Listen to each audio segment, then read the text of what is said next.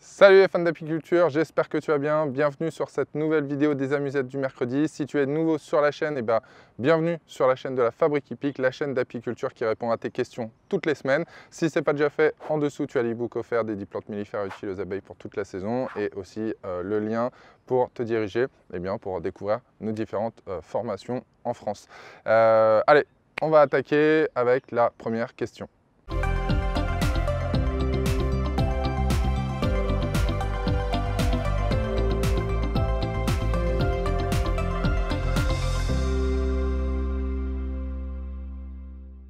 On attaque donc première question avec Laurent Pajot, j'espère que j'écorche pas ton nom. Bonjour Mathieu, merci pour les néophytes que je suis, simple et efficace ta vidéo. Juste une question, comment procèdes-tu pour nettoyer les ustensiles remplis de miel concernant la vidéo extraire facilement le miel en ruche varée? Écoute, c'est pas compliqué, avec de l'eau chaude tout simplement. Tous les ustensiles que l'on peut soit passer au lave-vaisselle et ou à l'eau, forcément on passe tout avec de l'eau chaude, voire très chaude. Dans un premier temps, avant le passage au lave-vaisselle, tu peux déjà même utiliser de l'eau que tu vas faire bouillir, voilà, dans ta bouilloire tout simplement, et ou dans ta cuisine, dans ton évier, tu mets de l'eau très très chaude dedans, tu immerges l'ustensile, tu le ressors et la quasi-totalité du sucre et du miel sera parti. Donc après, si tu as envie de le passer au lave-vaisselle pour que ce soit vraiment bien nettoyé, au moins tu n'endommage pas, j'ai envie de dire, avec du sucre ou autre chose ton lave-vaisselle, bien que le lave-vaisselle avec haute température, je vois pas trop de contre-indications. Mais en tout cas, voilà, nous on nettoie avec de l'eau très chaude.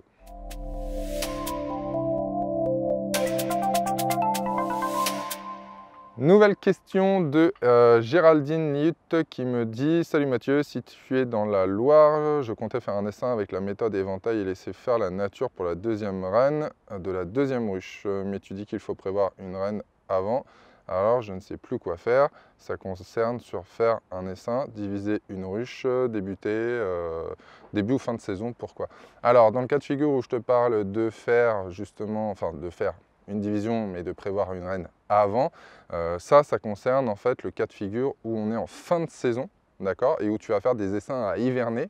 Donc c'est-à-dire que tu vas prendre tes colonies ou réduire tes colonies et que tu vas décider que tel cadre et ou qu'une ruche très forte, tu la scindes en deux. Et donc en fin de saison, vu qu'on n'a plus de mâles, il faut que tu aies des reines fécondées pour pouvoir faire ces essaims à hiverner, d'accord, surtout si tu fais des récoltes tardives août voire début septembre. Donc dans ce cas-là, oui, il te faut une reine fécondée, si je puis dire, en stock et ou en attente, parce que là tu ne pourras plus faire de reine, tu ne pourras plus avoir de reine à ce moment-là. C'est pas quelque chose qui est préconisé dans le cas de figure où, comme actuellement on est en début de saison, les mâles commencent à arriver, déjà il y en a déjà certains qui sont potentiellement prêts aux fécondations. Donc là, dans ce cas de figure là, non, tu peux faire ta division, il n'y a aucun souci, et laisser faire la nature avec une reine qui sera élevée par la deuxième ruche, qui sera orpheline et qui se fera féconder naturellement par des mâles à proximité. Troisième question de Brigitte Guillard qui me dit « J'ai une ruche dont la mortalité est étonnante, une bonne dizaine d'abeilles de mortes par jour sur la planche de vol et cela tous les jours. J'ai fait la visite de printemps, apparemment tout va bien. Comment expliquer cette mortalité, sachant que cette même ruche a bien produit l'année dernière? Merci d'éclairer ce phénomène qui se produit que sur cette ruche. À bientôt, Claude. » Alors, ce qu'il faut savoir, c'est que, alors après ça dépend aussi, là la question ça fait déjà une petite semaine qu'elle a été posée, donc c'était déjà plutôt début avril, autour du 5 avril. Tu vas avoir une mortalité en début de saison qui vont concerner forcément les abeilles d'hiver, ok, qui vont commencer à faire les premiers butinages, qui vont revenir et qui vont très rapidement, entre guillemets, mourir, si je puis dire. La plupart des abeilles vont mourir en zone de butinage, mais tu vas en avoir qui vont revenir à la ruche et qui ne vont soit pas pouvoir rentrer, ou qui vont mourir devant la ruche, ou qui vont mourir dans la ruche, d'accord? Donc c'est pour ça que tu peux avoir un peu de mortalité. Nous, on a des ruches et sur lesquelles on a, voilà, pareil que toi, une dizaine d'abeilles par jour qui meurent. Ça, c'est un phénomène qu'on observe principalement dans les cas de figure où le sol qui est devant les ruches, soit c'est des pavés, soit c'est pas naturel, d'accord? Il n'y a pas d'herbe, il n'y a pas de choses, parce que quand on est sur un rucher comme nous derrière ou devant, on a du paillage et ou de l'herbe, les abeilles qui meurent, tu les vois pas forcément, sauf si tu as une intoxication et que tu as un amas d'abeilles mortes devant la ruche, mais là, c'est pas le cas. Donc, ne t'en fais pas, si c'est une dizaine d'abeilles, franchement, ça reste encore assez, j'ai envie de dire, négligeable. Pourquoi? Parce qu'il faut se souvenir que là, en saison, la reine, elle va pondre jusqu'à 2009 jours, ok, que là, la ponte, elle a bien repris, donc tu vas avoir les jeunes abeilles qui vont, eh bien, arriver. Donc, pas d'inquiétude, si ce n'est qu'une dizaine d'abeilles par jour, moi, je ne vois pas de problématique pure sur cette colonie. En tout cas, avec les informations que tu me donnes. Question de JV Workshop qui me dit: salut l'équipe, je les trouve calmes. Pour ma part, je suis à côté de Bordeaux. Elles sont beaucoup plus agressives, entre parenthèses, abeilles noires. Est-ce normal? À savoir, dans la région, beaucoup ont déjà mis les hausses comme moi. Eh bien, écoute, oui. Alors, forcément, tu es à Bordeaux, donc dans le sud de la France, j'ai envie de dire, les apiculteurs ont plus d'avance que ceux qui vont être situés dans le centre et ou carrément dans le nord de la France, vers Lille ou dans l'est de la France. Donc ça, c'est pas un souci. Ensuite, tu me dis qu'elles sont très calmes et que toi, elles sont un peu plus agressives. Alors oui, elles sont calmes. Maintenant, nous, ce qu'il faut savoir, c'est que sur les colonies qu'on a, nous, ici et ou sur les autres ruchers, actuellement, on ne fait pas de sélection à proprement parler. Pourquoi? Parce que pour les personnes qui viennent en formation, comme on a là cette semaine, eh bien, on a différents races d'abeilles, types d'abeilles, profils d'abeilles, si je puis dire, différents caractères, pour pouvoir bien justement leur montrer des abeilles plutôt douces, cool, qui tiennent au cadre, des abeilles plutôt voilà, qui bougent sans forcément avoir d'agressivité, mais qui tiennent moins au cadre, d'accord, et potentiellement des colonies qui vont être un petit peu plus agressives, un petit peu plus sport. Moi, je préfère dire qu'elles sont plutôt sport que plutôt agressives, tout simplement parce que on n'a pas tous la même jauge entre guillemets d'agressivité, de considérer l'agressivité voilà, par rapport à des colonies, en sachant que en fonction de quand tu visites, comment tu visites aussi, l'agressivité va potentiellement augmenter ou pas, puisque ça dépend si tu visites dans les bonnes conditions météo, au bon moment de la journée, si tu as un enfumoir qui n'est pas chaud avec de la fumée chaude. Voilà, il y a différents paramètres à prendre en ligne de compte. Maintenant, tu me dis que c'est de l'abeille noire. À savoir que l'abeille noire, elle a un profil voilà, qui tient un peu moins quand même, voire quand même moins au cadre que des abeilles plutôt type Buckfast, d'accord, et ou avec des abeilles sélectionnées, si je puis dire. C'est pas pour autant qu'il y a de l'agressivité. Voilà. Ça va moins tenir au cadre quand tu vas sortir ton cadre. Les abeilles vont avoir tendance à voler, te voler autour de toi. Maintenant, c'est à voir, est-ce que tu ressens une agressivité ou tu as vraiment des abeilles qui essayent, tu vois, à travers ton voile, de te piquer à travers le voile, voilà, ou si c'est plutôt ça tourne autour, ça peut te taper un petit peu sur le voilage, histoire de t'avertir. Voilà, c'est des choses un petit peu différentes. Après, à toi de juger par rapport à d'autres colonies que tu pourras avoir. Cinquième question eh bien, de Benoît Bonne qui me dit: y a-t-il une couverture B2B jusqu'en Belgique? Mes ruches sont dans la région de Namur, merci d'avance. Question qui est en relation avec test de la balance connectée B2B. Alors, eh bien, écoute, bonne question. Je n'ai pas l'information là à proprement parler. Il faudra se renseigner directement avec eh bien, le fabricant B2B que tu peux avoir via le site internet et la page contact. N'hésite pas à les contacter. Maintenant, je pense que tu as une possibilité, hein, puisque Namur est assez proche de la frontière française et que voilà, leur site est en français, donc je ne pense pas que tu aies des problèmes de compréhension pour ça. Le mieux, voilà, c'est de te rapprocher du fabricant, au moins pour avoir la certitude, parce que eux, ils ont aussi peut-être fait une nouvelle version, une évolution en fait, du logiciel qui leur permet potentiellement d'avoir justement la Belgique ou la Suisse. Eux seront à même de te répondre.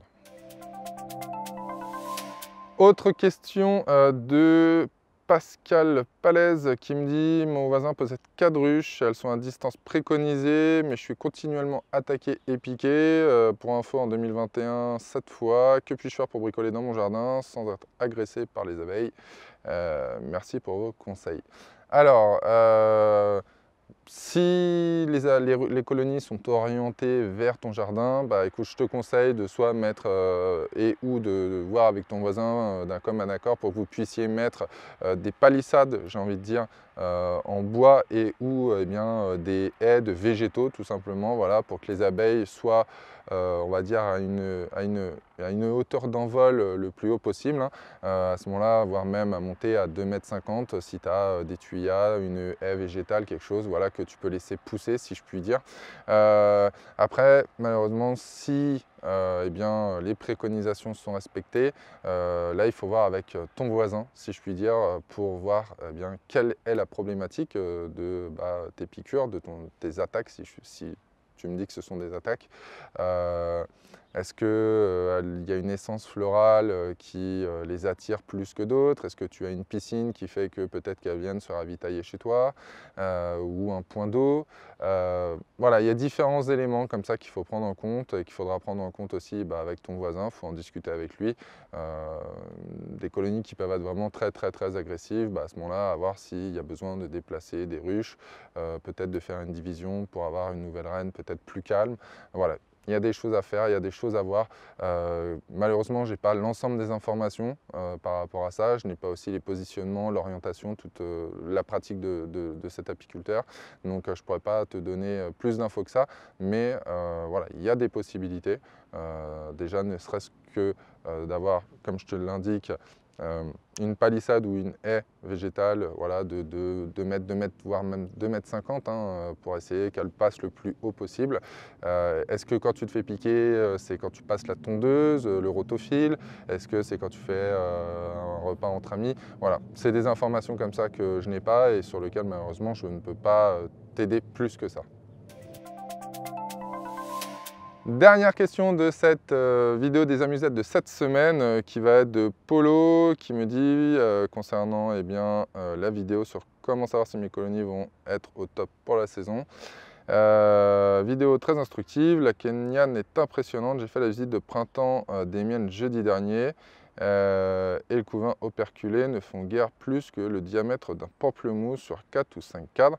Mais ce sont des colonies installées l'an dernier dans une année pourrie. La tienne a 2 ans ou plus, je suppose. Alors, eh bien, Polo, absolument pas. La ruche kenyane, celle-ci a été enruchée l'année dernière. Maintenant, je ne sais pas dans quelle région tu es. Je n'ai pas le cas de figure de ton installation. Est-ce que tu es plutôt urbain, plutôt campagne? Voilà, il y a pas mal de paramètres que je n'ai pas. Je vous le rappelle, hein, si vous souhaitez poser des questions et que je puisse y répondre de façon le plus précise possible, n'hésitez pas à nous laisser pas mal d'indications en termes d'emplacement, d'altitude, de secteur géographique, de race d'abeilles, de modèle de ruche. Voilà. Plus il y aura d'informations et mieux je pourrai répondre à vos questions pour vous orienter. Donc nous concernant, c'est une colonie qu'on a mis l'année dernière et sur lequel on a pas nourri, voilà, tout simplement. Il n'y a eu pas de nourrissement de fait sur cette colonie-là. Elle a été en autonomie complète. Même le début de saison qui a été vraiment froid, tout ça l'année dernière, ça ne me parle pas. Je ne crois pas qu'on ait nourri sur celle-ci. Du moins, je n'ai pas le souvenir comme ça.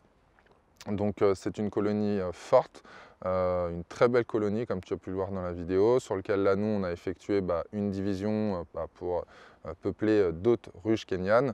D'ailleurs pour ceux qui sont intéressés pour les ruches kenyanes, on va lancer les préventes pour les ruches kenyanes et 26 barrettes et pour les ruchettes kenyanes, fabrication française en bois de Douglas français. Voilà, donc ceux qui sont intéressés, laissez-le nous en dessous en commentaire avec votre adresse mail ou alors sinon vous allez sur le site de la Fabrique Hippique dans la section commentaires et vous nous dites que vous êtes intéressé, comme ça on vous enverra les tarifs pour les précommandes parce que ça va être des quantités limitées. Et si vous êtes sur la newsletter via l'e-book, vous recevrez d'ici très peu de temps justement les précommandes qui vont être ouvertes. Les livraisons se feront entre début mai et début septembre, d'accord, donc en quantité limitée, voilà, parce que fabrication française, forcément, on n'a pas la possibilité de le faire en ultra production. Et donc pour revenir à ta question, avec cet aparté, C'est une ruche forte, voilà, tout simplement. Après, il y a le profil de l'abeille. Maintenant, chaque colonie est différente, chaque secteur est différent. Nous, ici, malgré qu'on soit en ville et que certains pensent qu'en ville, les abeilles, c'est pas top, bien au contraire, on a des ruchers, nous, qui sont plutôt campagne, comme le rucher forêt et le rucher ici, à Porte de Paris, et bien, sur lesquels on a d'excellents résultats. Zéro perte hivernale sur les ruchers qui sont justement sur les secteurs, on va dire plutôt ville, alors que sur par exemple le rucher forêt ou des ruchers plutôt campagne que l'on a, forcément ici on a zéro perte, là-bas on a un peu plus de pertes sur ces ruchers là. Eh bien oui, c'est une colonie forte. On fait en sorte aussi, nous, de végétaliser aussi un maximum et pas juste d'installer, ce qui aide aussi, ce qui amène de la nourriture aux abeilles lorsqu'il y a des périodes creuses, hein, comme de la facélie, de la bourrache, voilà, encore bien d'autres espèces florales, des tournesols, enfin voilà, il y a plein de choses. Avoir ton environnement pour voir eh bien, un petit peu ce qu'il y a en termes de nourriture et aussi eh bien, avoir en fonction de ton secteur géographique, hein, puisque tout simplement peut-être qu'il y a un réveil un peu plus tardif, voilà, si je puis dire, au niveau de ta colonie. C'est la fin de cette vidéo, j'espère que celle-ci t'a plu, j'espère avoir répondu à tes questions. Si tu as envie eh bien, que je réponde à tes questions sur les prochaines amusettes, n'hésite pas à nous les laisser en dessous en commentaire pour eh bien, qu'on puisse les traiter, les récupérer et qu'on puisse, que je puisse plutôt répondre à tes questions sur les prochaines vidéos.